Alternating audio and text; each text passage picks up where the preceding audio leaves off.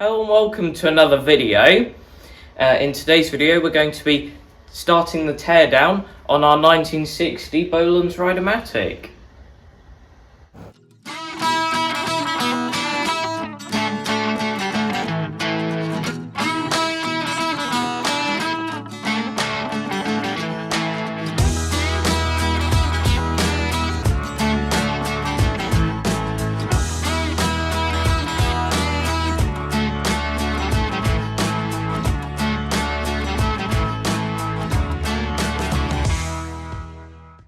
Just a reminder of our action plan for the events of today and going forward. We have mentioned this a few times, so sorry for repeating myself, but effectively we're going to strip this down into the major components. So we'll take the bonnet off, the whole engine out, the whole front axle off, take all of the panels off the back. So instead of taking parts off individually, we're going to take them off in effectively big lumps and work on those big areas individually off the tractor, then add them back on. So today we'll probably be just stripping this down into bits that we can organise. We have actually brought in a trolley into the workshop which we can put a bunch of parts on, so that's kind of how we're going to be organising this a bit. But effectively we've got to get stripping it down.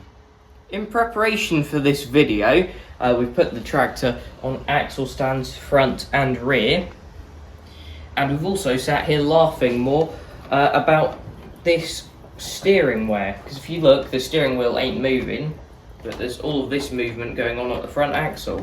It's more laughing in pain, because if you look, the bolt is actually moving in the chassis, which means the chassis is worn too, as well as every other steering part on here, which means we've got a massive steering rebuild to do on this. Which, I mean, we've done steering rebuilds recently on all of our projects that have had wear in them, but this is definitely the worst. I mean, that's like a decent amount of steering without the steering wheel even moving, and the front axle is just moving tons. So that's going to be a massive job. Now we do have the other chassis that we can nick some steering parts off of, but obviously the chassis wear is going to be a big problem that we have to sort on this one. It's not like we can just switch the chassis, it's then not the same tractor. So that's going to be a lot of work coming up for us. The first thing we're going to do is take off the hood. Now there's no bolts holding the hood onto the dash panel back there, which makes it easier. There's these three on top that holds the hood to the grille, so what we're going to do is just detach the grille and take the whole lot off as one, which to do that, because the hood bolts are missing, all we need to do is undo these two 1/2" bolts on the bottom. This video may get quite long because there is obviously tons to take off on this tractor, so we may skip bits or skip past things quickly. But that is because we could probably spend ages making a video on this, and it might not be the best content-wise. The bolts are out now, so in effect I should be able to just lift this up and pull it out. But something we're going to do this project is make sure that we put all fixings back into where they came from. Like when we take this part off, we're going to re-thread these bolts back into the bottom of here, just so we know exactly where it came from. On this, I've forgotten how heavy this is. This could be a bit surprising. It's not too bad actually. I was expecting that to be worse. And you can just dump it on the trolley, and these bolts can go back in the bottom of it. Next up, we're going to be taking out the engine, which means disconnecting the drive belt. And to do that, we need to take off the belt guard. That's just a couple of bolts. Then we'll need to take it off the pulley. Then we'll need to disconnect the Rideamatic spring because that's attached to the engine. Then we need to disconnect a couple more things, which are the throttle cable down here and the fuel pipe. Then it should pretty much be ready for us to unbolt the engine and lift it out. everything's disconnected now, and the cameraman here is going to have some air time and move the engine across to our table on wheels over there, which, although we did clean up the tractor tons, you would not believe how much oil was on the engine bolts, and you can see it's still pretty bad where the engine was before, but with that out, the chassis does look a lot different. The next thing we're going to do is take all of the wheels off, starting with the fronts, which to do that you have to take off the E-clip on each side, which just need to be slid off. Then we can take the washers off and pull those off. With the axle stands under the chassis there, we can just take all the wheels off now. It doesn't need them on, and it will give better accessibility to a lot of the tractor. So we'll do the fronts first and then move on to the rears. The front wheels are off now, and now we're on to the rears, which are even more simple to take off because it's literally just 3 bolts here, and then the other 2 are kind of locator studs, but we're just going to use the Makita impact driver just to whip these wheels off.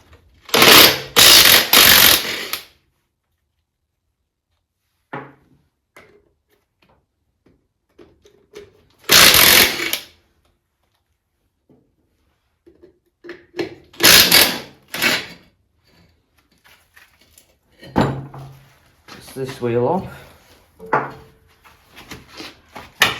take it off the bench here. You can then go around to the other side and do the other one.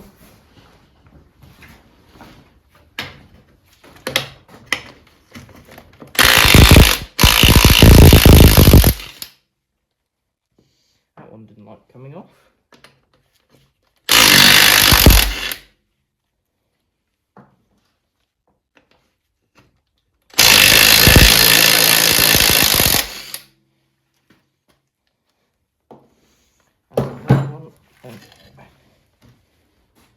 Pull the other wheel off. Now that the rear wheels are off, the next thing we're going to take off is the seat stand, the mud guards and the toolbox. Now we're going to do this all as one because you only have to undo 2 bolts to do this, which we've done off camera because they are in there and it's very difficult to get a spanner or anything on them. The other end of them is under the tractor, one of which is easy to get to, the other one is very difficult, so we thought we'd just do that off camera. It's a lot easier. But these now are 2 pieces effectively. The mud guards are attached to the toolbox, seat stand and the seat are attached to each other, but I'm going to try and just lift them off all as one, like that. That was surprisingly easy actually. I was expecting that to be a lot harder. If I just kind of rest that on there for now. You can now see a bunch of muck there. We can also now get access to the gears back here for the drive chain and the top of the differential. As we're going along here, we're kind of cleaning up the worst of the muck on this, which is uncovering a decent amount of paint. This is the only bit of video we'll do of it because cleaning up is the same wherever you do it on the tractor. I'm sure you've seen it a million times, but there is a decent amount of green under all this brown, so that is very good. But yeah, we'll just keep doing this and then we'll be on to the next bit of dismantling once we've actually cleaned this area up well. With this area cleaned up a bit more, it's not perfect, but we'll clean it up in more detail later on. We're just getting the worst off it for now. The next thing we're going to take off is the attachment lift mechanism for the rear. We're going to take it off as a whole, which means doing the 2 3/4 bolts on each side there to unbolt this part. Then we'll unbolt the lift bar from the bottom of the attachment lift lever, which the bolt for that is actually threaded into the lift lever and then should have a lock nut on the other side of this. However, our one doesn't, so that's one thing we'll need to add to the parts list. But effectively, we just need to take the lift bar off the end of the lift lever then just undo these bolts and it should all come off as one. The last thing we need to take off of the back kind of area is the drive chain, which we've taken off the removable link so we can actually take it off. So I'm just going to drop that down there. That's gone around the chain tensioner for us, which is helpful, and we'll just kind of get it off the light and then spin this wheel.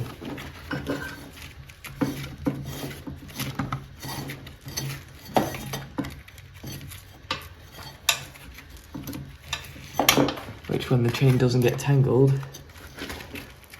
train is very dry, isn't it? it is.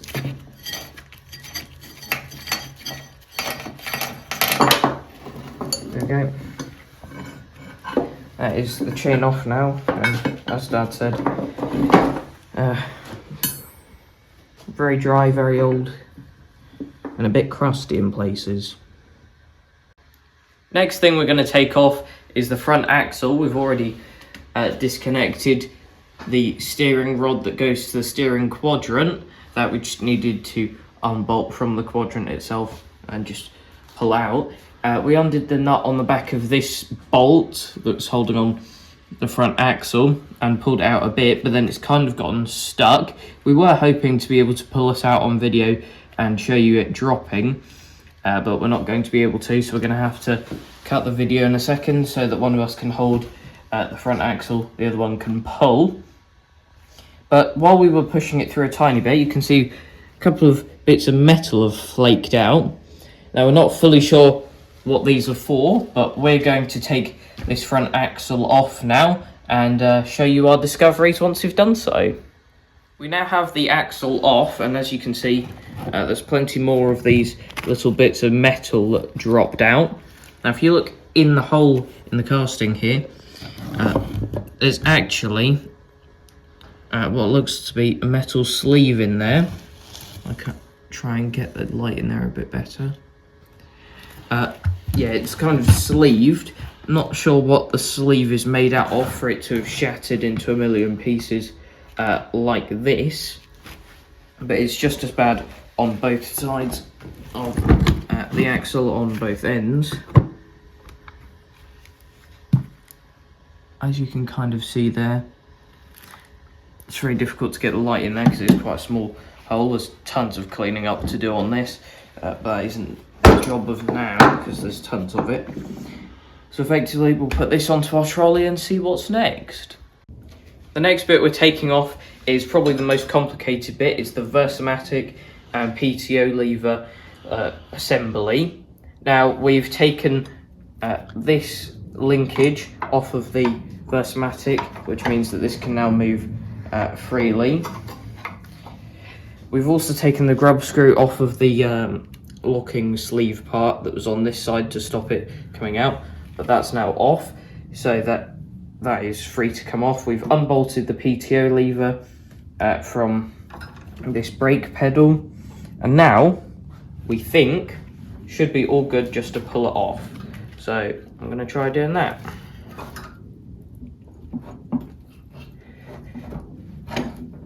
The idea is, if we've taken all of this off as one, should be able to just put it back on as one, and we won't be in too much of a muddle. Next up to come off is the fuel tank and Rideamatic and everything mounted to this panel. Now, effectively, to get this off, we need to undo one bolt here, then two bolts here on the kind of dash tower part, and then that looks like that's it to take this whole part off.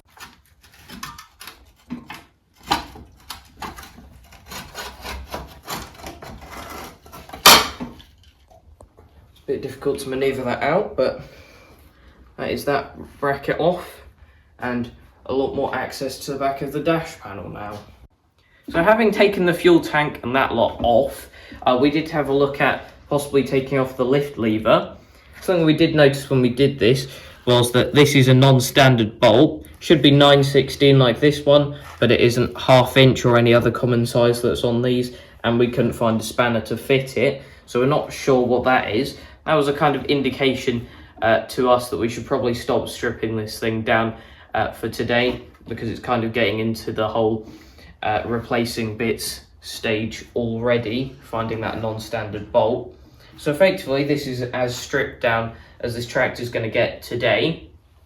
No doubt when we're working on various bits, we'll take things off to work on them independently, but as a chassis it is pretty stripped down already. Now most of our tractor is currently sitting on this trolley in the big modules that we talked about nearer the start of the video. But here's the fuel tank, and something we'd just like to say about this, it's a non-standard one, as we've said before. You can see there's massive gaps here around the parts that properly mount it to the bracket. It's got wood underneath it because it's too small still. So if anyone watching this has for sale a 1960 or 1961 Bolens Ride-a-matic fuel tank, we would be very much interested in buying it if you have it for sale, because this one really doesn't do the job. But 1960 or 1961 will work well for this. And inside, the fuel looks more like grease than fuel. You can't really see in there, we can see the top bit, but ew, that is absolutely disgusting. I'm not sniffing that again. So I'm glad we're getting a new tank, or we'd have to get all of that stuff out and smell it again. Now in the first video on this tractor, when we first got it out, we completely pressure washed it and hit it with some degreasing spray, which you'd think would get rid of all of the grease and oil and stuff like that. But just dismantling it today, this is all the stuff that's fallen off, which there's tons of grease and oil and stuff in there. And that's without us properly cleaning stuff up. You can see it's still covered in oil on there. So I think that shows this is going to be quite a mucky project and a lot of cleaning up as well as fixing things. But that is it for this video. Thanks for watching, and I'll see you in the next one. Bye.